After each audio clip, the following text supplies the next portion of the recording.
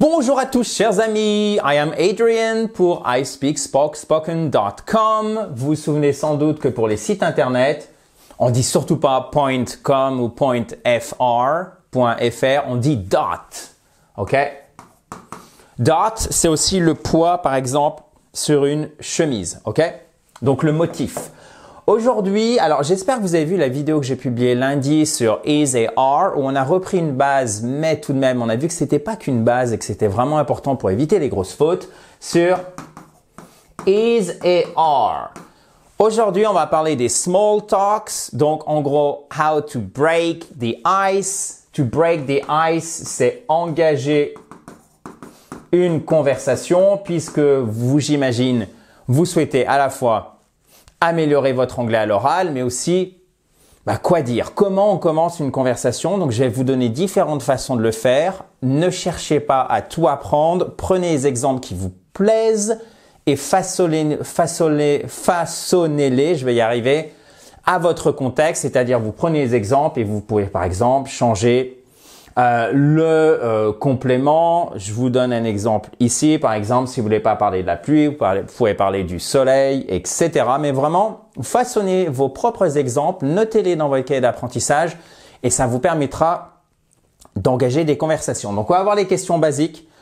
On va voir parler de la météo, on va voir discuter des passions et des loisirs et bien sûr les événements récents, parler des événements récents et je vais finir par des conseils qui me semblent absolument indispensables puisque parfois c'est pas le temps, même souvent le temps qu'on passe à apprendre l'anglais qui fait qu'on va progresser, c'est la qualité de l'apprentissage. Évidemment, il faut toujours de la constance, sinon ça ne marche pas, un minimum d'investissement, mais c'est aussi la qualité de votre apprentissage qui va faire que vous progressez.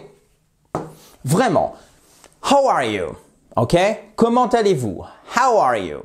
Comment allez-vous? Parfois, vous verrez How do you do? Donc, malheureusement, on vous a appris cette phrase parfois à l'école et en fait, elle ne vous sert à rien parce que même au Royaume-Uni, c'est très British English, on ne parle plus comme ça. How do you do? En fait, ça veut dire littéralement enchanté, mais quasiment plus personne ne l'utilise. Donc, celle-là, vous pouvez l'enlever. Je rature volontairement de votre mémoire. How are you? Comment allez-vous? Tout simplement. Et là, vous allez répondre par I'm good. Thanks. And you? Et vous, voyez, vous relancez toujours avec and you. Vous pouvez dire aussi What about you? Qui est exactement la même chose, mais un peu plus abouti, ok? I hope you are well. J'espère que vous allez bien. Il y avait évidemment des centaines de small talks. Le but ici, c'est de ne pas tout vous donner. Je peux pas être par nature, étant donné que le sujet est très vaste, exhaustif, mais de vous donner un cadre et après, vous pouvez construire dessus. What do you do? Qu'est-ce que vous faites? Autre exemple que vous verrez très souvent, très proche. What do you? Vous va y arriver? Yes, no. Comment on pourrait dire que fais-tu dans la vie? What do you do for a living? Qu'est-ce que vous faites dans la vie, littéralement, pour vivre, ok? I'm a teacher, très important. Je suis, par exemple, prof. I'm a teacher. Vous mettez toujours l'article, ok? Je suis agriculteur. I am a farmer, ok? Pour faire un petit reflet de l'actualité qui, je sais pas au moment où vous verrez cette vidéo, mais qui pour l'instant est quotidienne. I am a farmer. Je suis agriculteur. Voyez, on met pas l'article en français, on le met en anglais. Donc même dans ces phrases très simples, il y a toujours des choses importantes à apprendre. Importantes pourquoi? Parce que ça serait quand même une grosse faute d'oublier l'article et ça serait un vrai souci pour votre anglais, notamment à l'oral. Puisque là, on est vraiment sur de la base, d'accord? Base de la conversation, que ça soit au travail, mais de manière générale aussi autour de la machine à café ou dans la sphère privée. Have you been here before? Voyez, es-tu déjà venu ici, d'accord? Es-tu déjà venu ici auparavant, avant? On fait un bilan. Je te demande le bilan par rapport à quelque chose de spécifique. Le bilan quant au fait que tu sois déjà venu ici ou non. qu'est-ce qui se passe pour faire un bilan dans le présent sur une action au passé? On va utiliser le present perfect qui est le verbe, l'auxiliaire pardon, avoir, donc have ou has pour la troisième personne du singulier, plus le participe passé, donc c'est soit on rajoute ed si c'est un verbe régulier, soit la troisième colonne pour les verbes irréguliers. Et donc là, c'est été, le verbe être. Et qu'est-ce que le verbe être au participe passé? C'est been. Have you been here before? Es-tu déjà venu ici? No, I haven't. Vous répondriez de cette façon. No, I haven't been here before. Mais vous pouvez tout simplement dire no, I haven't. Attention, si vous voulez récupérer toutes ces merveilleuses, ces magnifiques slides, vous pouvez le faire. Donc, toutes ces planches, j'ai entendu le mot planche l'autre jour, je trouvais qu'il était joli en français. En anglais, c'est bien slides. Faire le quiz d'application en cliquant sur le i qui est en haut à droite ou sur le lien qui est juste en dessous dans la description de la vidéo, notamment si vous êtes sur, exactement, mobile ou tablette. Nice weather we are having. Nice weather we are having. Stricto sensu, ce n'est pas une phrase qui est grammaticalement correcte. Sauf que cette façon de parler, vous le verrez très souvent en anglais à l'oral, même si la syntaxe est un peu décousue. On devrait dire we are having a nice weather. Par exemple, today, aujourd'hui. Isn't it? N'est-ce pas? Today, aujourd'hui. Sauf qu'on dit beau temps qu'on a aujourd'hui, n'est-ce pas? Vous voyez, c'est cette façon de construire. Même si ce sera un peu bizarre en français, mais je voulais vous transcrire au plus près la syntaxe anglaise qui est très courante à l'oral, où on met en fait en premier ici ce qui compte, ce sur quoi on veut rebondir avec le question tag qu'on a à la fin, qui est en fait notre n'est-ce pas? Et qu'est-ce qu'on fait? The weather is nice, isn't it? On met toujours à la forme négative, comme là c'est une forme affirmative. Nice weather we are having, isn't it? The weather is nice, isn't it? Ok?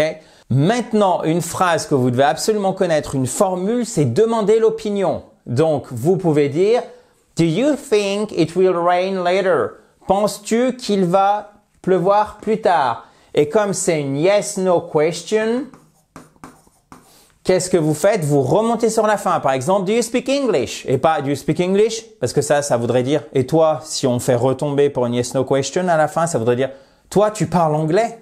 Donc, c'est vraiment péjoratif. Tu parles anglais? Là, c'est une vraie surprise, une vraie question. Do you speak English? Do you think it will rain later? Later? Vous voyez, comme je remonte, c'est même un peu agressif à l'oreille d'un francophone, mais c'est tout à fait normal et naturel en anglais.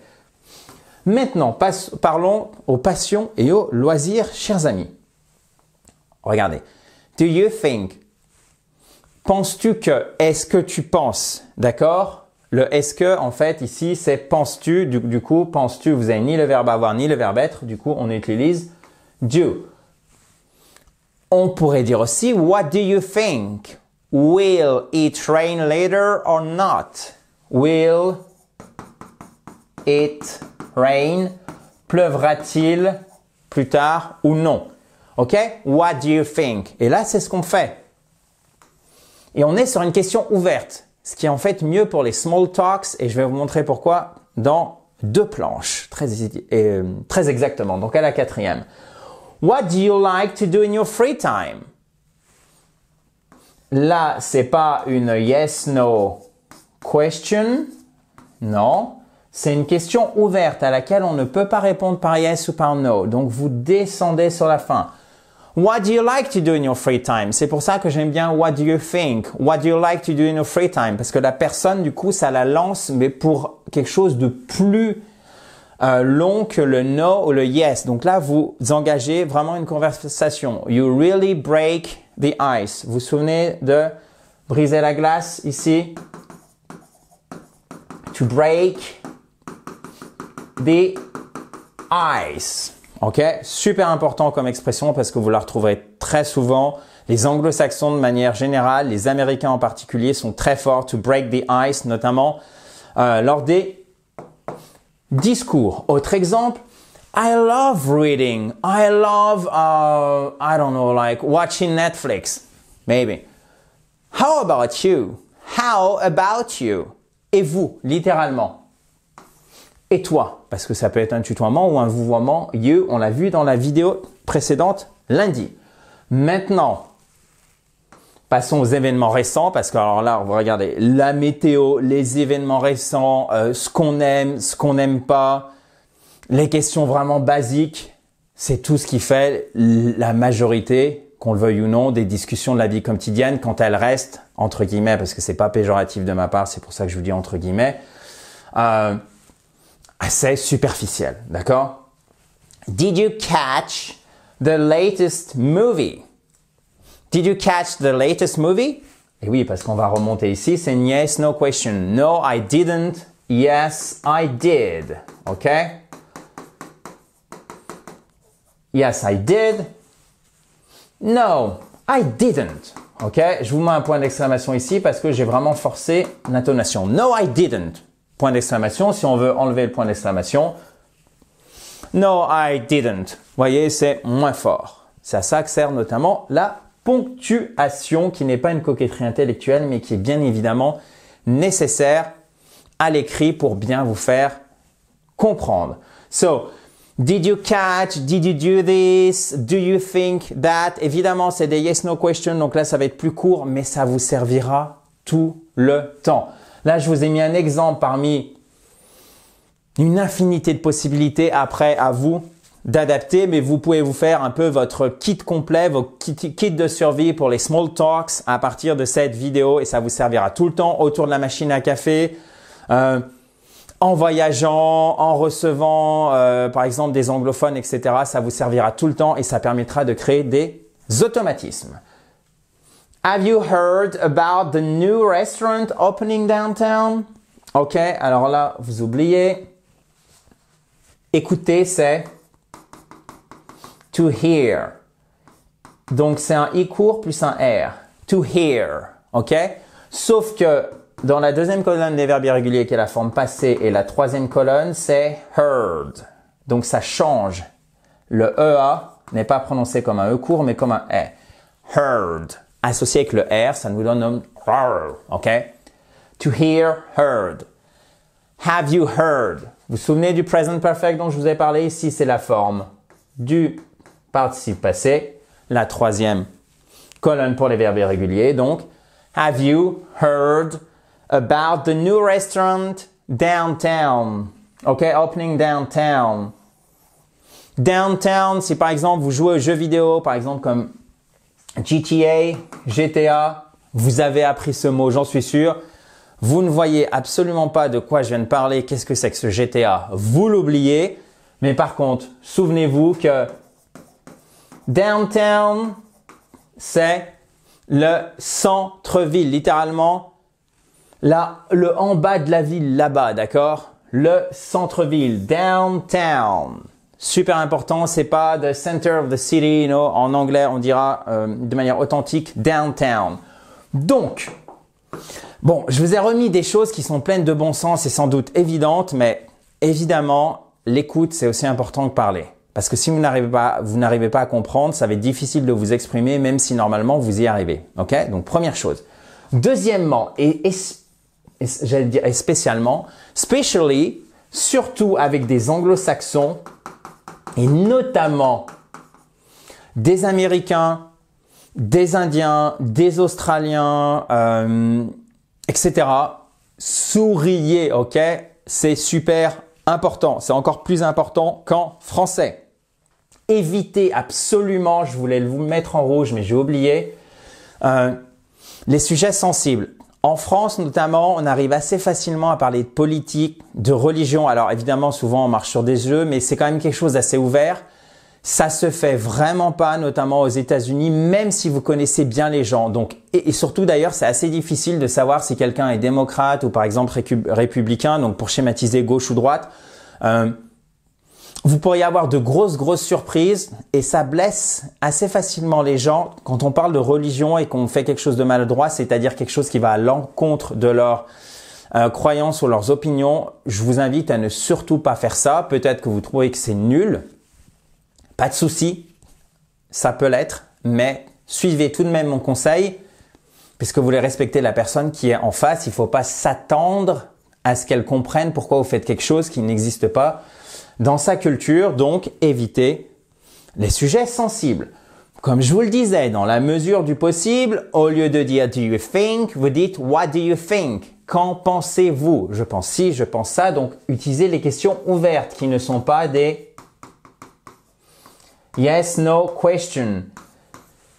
Essayez d'être naturel et n'oubliez jamais, si vous sentez que la personne en face, elle est un peu gênée, à part si vous avez dit « oh là là, Trump, c'est vraiment une horreur » et en fait, la personne en face, vous n'avez absolument pas compris, c'est quelqu'un qui adore Trump et là, vous êtes dans une impasse. Donc, évitez la religion, évitez la politique, vraiment.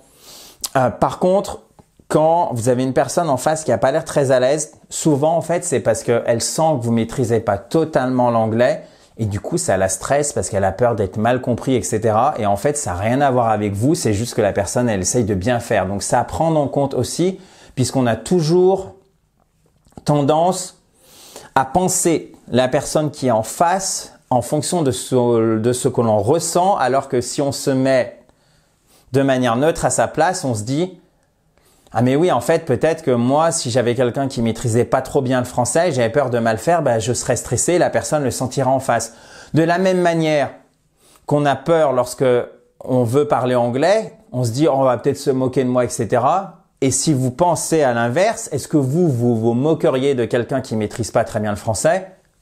Ça vous vient pas à l'idée. Et ça vient pas à l'idée de 99% des gens. Donc vous voyez, on a une peur irrationnelle de mal parler parce que c'est pas forcément plaisant, on sort de sa zone de confort. Mais si on réfléchit de manière neutre et de l'autre côté, en fait, il n'y a aucune raison, si je puis dire, aucune raison rationnelle qui nous invite à penser que, en fait, on devrait avoir peur parce qu'on va se moquer de nous. Pas du tout, vous voyez. Donc, il y a toujours cette tension entre les deux. C'est pour ça, réfléchissez bien, en fait, comment la personne, si vous êtes à sa place, elle reçoit le message. Et c'est pour ça que moi, je vous invite à faire encore une fois preuve de prudence en évitant les sujets sensibles. Donc, pour conclure, c'est toujours la même chose. Practice, practice, practice.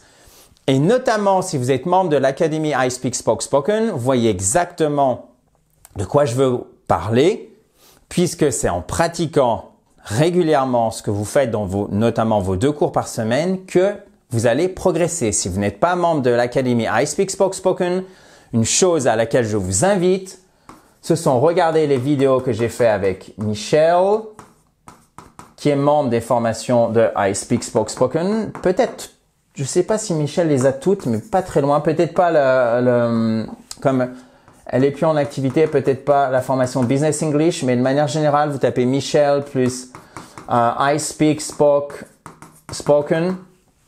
Et là, vous allez retrouver toute notre vidéo, nos vidéos et tout notre guide complet sur comment trouver un correspondant, d'accord?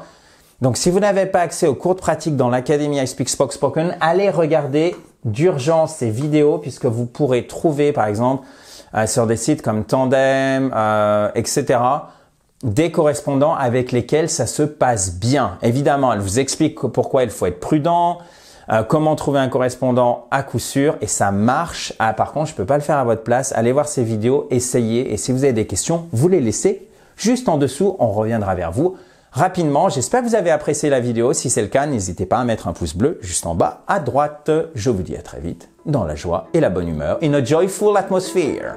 Bye bye!